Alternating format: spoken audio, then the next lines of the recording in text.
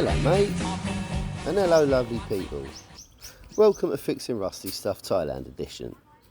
Well, everyone needs a break sometimes, don't they? So this lizard, sitting in the garden of the house I'm staying at. Now it's not exactly a luxury villa, but the beach is there for Christ's sake. So you can't really moan, can you? Plus we've got more vehicles than you can shake a stick at. In this episode, we're going to take a butcher's at the different vehicle options for busy island life like Phuket in Thailand and figure out which vehicle is best suited to island life. We'll be looking at everything from bicycles to jet skis, checking out their pros and cons, and of course, how likely they are to cause imminent death. Speaking of which, everyone loves the nerdy danger that a moped brings, and this little strumpet is the jewel of Honda's moped crown. This rental brings back memories somewhat. I owned a tuned up click in my younger and riskier days. It was an older 125cc model, but that rapid G-force inducing two-wheeled granny mobile had seen more crashes than an Evil Knievel tribute show. Hopefully I'll crash this one slightly less. So this new model is 150 of the finest CCs on the market. The manufacturer advises that it can only fit 2 people.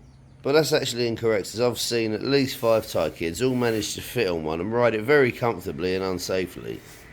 Now I've managed to squeeze 106 kilogoots an hour out of this road whore at full pelt, and you could tell the engine was gagging for more, but whatever speed limiter they got up in her guts is keeping her leashed and preventing her from going into full beast mode.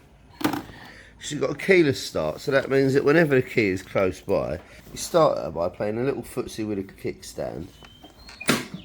Then you give her a little tickle on this knob. Then you twist her nipple selector over to go baby go. And watch her panel come alive with all the useless information you'll never need, like current speed and oil change status. It is useful to keep an eye on how many accidents per kilometre you're doing though.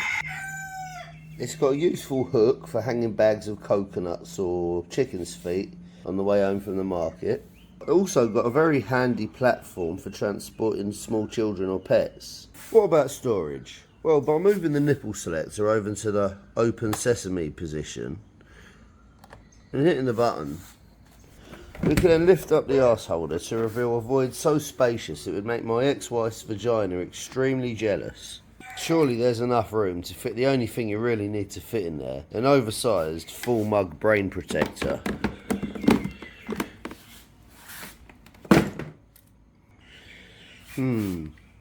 Nope. Oh well, I guess nobody in Thailand wears helmets anyway. I guess we can just leave this at home. Here's where you put in the go-go juice.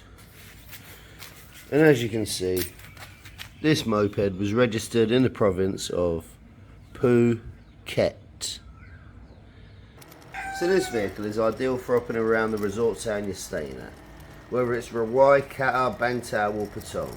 These beach towns are quite big and spread out now, so if you intend on exploring or just want to be able to get to different parts of the immediate area quickly, an island death machine like this on the click is a must. Be careful though, don't take any chances, only one bar girl at a time, and no more than 5 beers if you're driving, unless it's the weekend. Big up Star Motorbike Rentals, please don't scam me out of my 4,000 baht deposit. If you intend on going between the towns in Phuket, or on some of the larger Phuket roads, you should probably start looking at a car or a pickup. Maybe something like this absolute beast.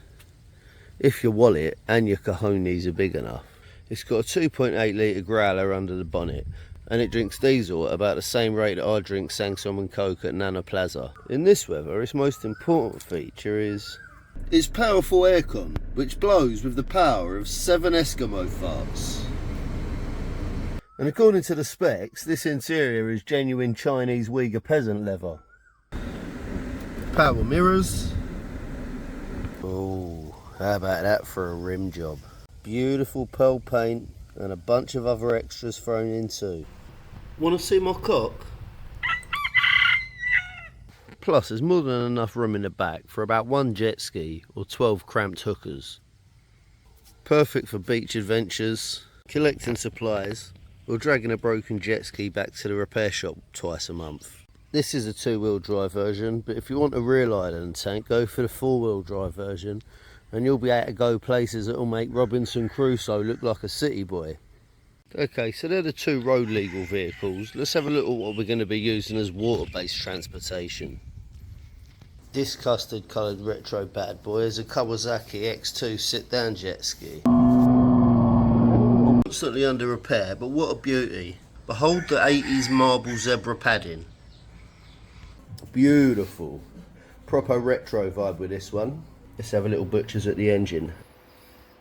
This is the Go-Go Juice tank. Battery hiding behind it. This is the part that make Go-Go Juice go brum brum. And here we have Zeus's lightning rods connected to the cylinders. Pulling the throttle, which is here, simultaneously increases both danger and fun levels. Now this bad boy doesn't have a cut-out key switch, so if you come off it, you'll have to hold on to the handlebars or get fucking swimming, mate. Now the X2 is more of a plaything.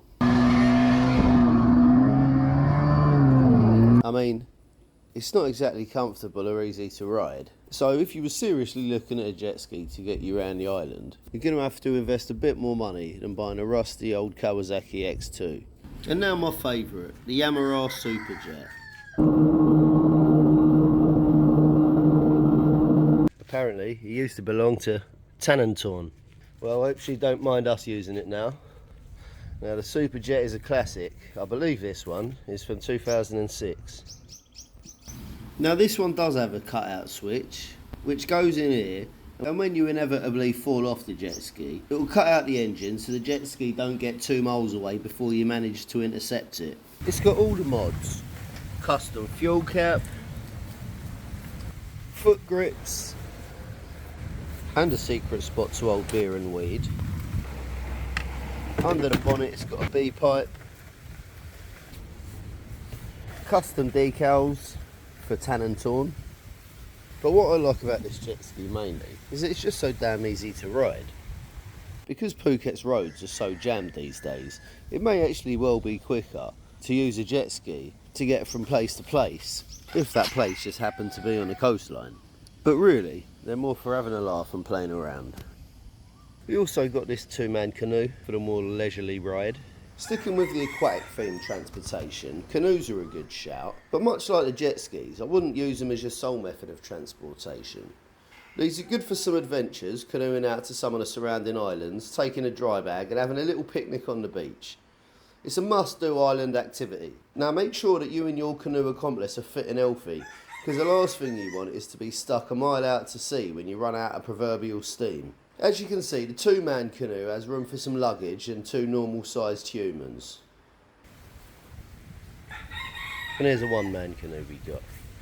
Now, word of advice, if you're taking a Thai bird, she ain't going to do no work on the back of the 2-person, so you're better off with 2 one-man canoes. If you're going with your mate who's slightly more muscly and doesn't mind doing a bit of paddling, then the two-man canoe should be fine.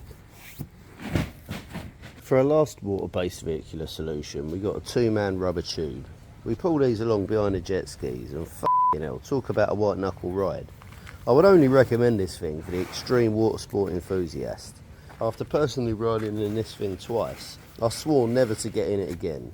But saying that, if hurtling across the sea at 50 miles an hour, being waterboarded by the jet ski wake and with little to no protective equipment is your idea of fun, then this will be a right laugh. You'll definitely need to make use of these handles. And my advice, apart from don't get in it, is try to stay in it if you ignore the first piece of advice. If you're looking for something a little bit quieter and less likely to end in a morgue or hospital trip, a bicycle might be a good vehicular option for your island adventures.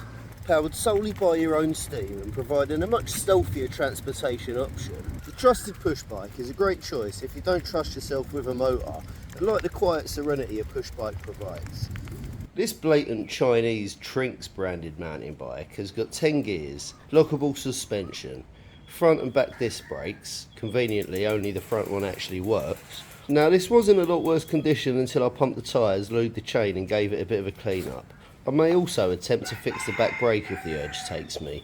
Anyway, unless you're a hardcore cyclist maniac who likes losing twice his own body weight in sweat twice a day, slogging it out on a push bike as your main vehicle is only advisable for short trips around the local area. The Thai sun is a killer at midday, and islands usually ain't flat, so don't be a hero, get something with a motor if you're going far. If on the other hand your cycling is purely for recreational purposes, maybe go for a soapy massage at lunchtime and do your biking in the evening when it's cooler and nong at the massage parlour as her busy shift. Sorry, cab. Sabadi, mate? Lastly, off-road vehicles. Are you the type of person that needs to bury your body in the jungle every now and then? Or do you simply enjoy making love to your new Thai bride in the sanctity of her family's rubber plantation? จูเล็กมากนะทีรัก If you said yes to either of those conditions, you'll need an off-road vehicle. And what better than what I like to call the off-road golf buggy. What makes it off-road? Well, the tyres for a start, and the fact that we take it off-road mainly.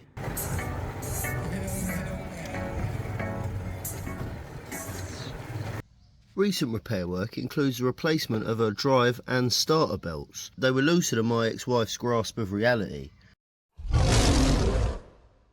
And swapping them out doubled the horsepower from 1.5 to 3 whole lame donkeys. This little monster has got a whopping 358cc engine to really tear up those off-road trails. And pretty much like all the other golf buggies you see on the road in Thailand, it's completely legit and road legal with full tax and insurance. Registered to the number plate, which must be displayed on the vehicle on both the front and the back at all times. Anyway, it's got all the modern safety features like high quality seat belts. It has a tent pole roll cage which has the tensile strength of a strand of spaghetti. A perspex windscreen which can survive the impact of 3 whole acorns at full speed. And like an orgy at your mum's house, there's room for about 6 people. Now you're not allowed to use them, but if we want to change the rules we can. It has both wing and rear view mirrors, which are operated using your biologically controlled matter interaction devices, otherwise known as your hands. Go and stop, the only 2 pedals you actually need. This makes the LED lights flash to the beat of the music.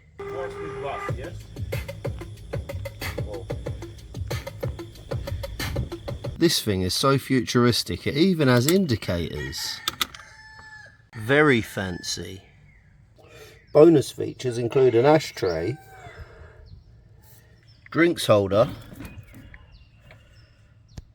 and a megaphone for impersonating police or scaring street dogs out the road. Hey, you can't park there, mate. Okay, now we're going to look at a cheap Chinese fake ATV that constantly breaks. Blake, a summary on the ATV if you will, please. ATV has a fake Honda 150 in it. It's a 150, but it's not a real Honda, just old Honda design. It's a piece of shit. Now this piece of shit Temu looking scrapmobile is about as road legal as my ex-wife driving home from one of her drug-fueled weekends at Coachella. The engines are fake Honda 150, the stickers say Yamaha, and the build quality reeks of Chinese child labour assembly. That's not all. Let's see if you can spot the problem here.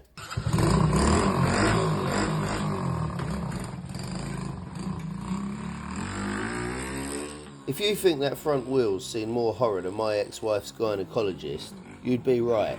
It was like a doner kebab with tentacles. The jet ski superstar driving it rammed it into a wall apparently. ATV wheels don't seem to like that, especially fake Temu ones. The chain also constantly comes off, although it's quite possible that is also related to the wall incident. This thing is entirely fucked in every sense of the word. Its main purpose was to pull the jet skis out of the water, so it's got a bodged trailer hitch bolted on, which the mechanic was surprisingly reluctant to install. Anyway, you can get road legal ATVs out here, but they ain't cheap. On the roads, they're safer than mopeds, but take them off the road and they're more fun than a fat girl trying to get laid. Okay, so let's evaluate the plethora of death traps that we've looked at today and give them a rating of 1 to 5 palm trees based on suitability to island life. Pickup truck. Repairability, 1. You better know a mechanic. Fun level. Well, it ain't fun being stuck in traffic, but you do have the aircon and you can pump the tunes up, so let's say a modest 2 for fun. Likelihood of death or injury. The only thing that can bully this vehicle on the road is an Arctic or cement truck. Let's give that a 5. Cost. This thing will set you back at least $500,000 baht to buy, and you'll probably have to pawn a pair of your wife's gold earrings per week for petrol. Let's give it a 1. Style. Well, you will look like a proper don driving this whore magnet around the island. A solid 5. Practicality. Let's give it a 3. It's good for shopping and transporting people and parts, but it'll take you hours to travel 50 kilometres, especially in rush hour. Overall, we'll give the Hilux 3 palm trees for best island vehicle. Next up, moped or motorbike. Repairability, 4. These are much easier to repair than a pickup, and there are cheap bike mechanics on most main roads. Fun level, I'd say another 4. I'm not gonna lie, these things are fun as fuck. Zipping around the island's windy roads in between traffic, it's defo fun. Not safe, but fun. Likelihood of death or injury, 2. I didn't call it an island death machine for nothing. These things are dangerous, beware. Cost, 4 palm trees. You can pick one up for about 1 or 2 grand sterling, and fix them cheap too. And petrol, well, they don't cost much to fill up. Style, well, moped's not that stylish, but if you get a proper motorbike, you might turn a few heads for the right reasons. Let's give mopeds and motorbikes a middle of the road 3 palm trees for style. Practicality. For an island with heavy traffic, these things are quite practical. You can beat traffic, it has storage for transporting at least 3 bags of massage oil, and you can definitely fit a whole Thai family on there. I'm giving it 4 palm trees. Well, overall, the humble moped has earned a whopping 4 palm trees. Jet skis. Repairability, 5. Very basic engine, only take it to the shop for major whoopsies. Fun level, come on, it's a jet ski for Christ's sake, obviously a 5. Practicality, come on, it's a jet ski for Christ's sake, obviously a 1. Likelihood of death or injury, what you get when you mix rotating parts, petrol, speed and ocean. Death by jet ski, it's a 1. You can pay anywhere from $1 grand to 15 grand sterling, so there are affordable options. Let's give it a 3. Style. You don't know what style means until you slide your jet ski onto the sand of a classy beach bar, coolly dismount and strut up to the bar like you're the king of your own harem. It's 5 palm trees from me, Bob. Okay, so overall, fun as hell, but not really possible as a main vehicle. It's got to be 2 palm trees for the jet skis. Bicycle. Repairability, 5. It's a push bike, you can't get more basic than that. Fun level. Yes, it is a cheap shit Chinese mountain bike, but it's still a mountain bike, so let's give it a 3. Likelihood of death or injury. Not too dangerous without the speed element, but you do get a lot of utter cunts driving on Phuket roads, so it's not danger free, and we'll give it a 3. Cost. Let's give it 3 palm trees for cost as well. There's a wide variety of options here, but they're usually very affordable. Style. Let's be honest, how stylish can you really be, red-faced, out of breath and sweating profusely upon arrival? I think it's got to be 1 palm tree. Practicality. Shorter trips at the right time of day without too much luggage. 2 palm trees is generous. Okay, so overall, let's give it a very modest 2 palm trees for the humble push bike. Off-road vehicles. Repairability, 3.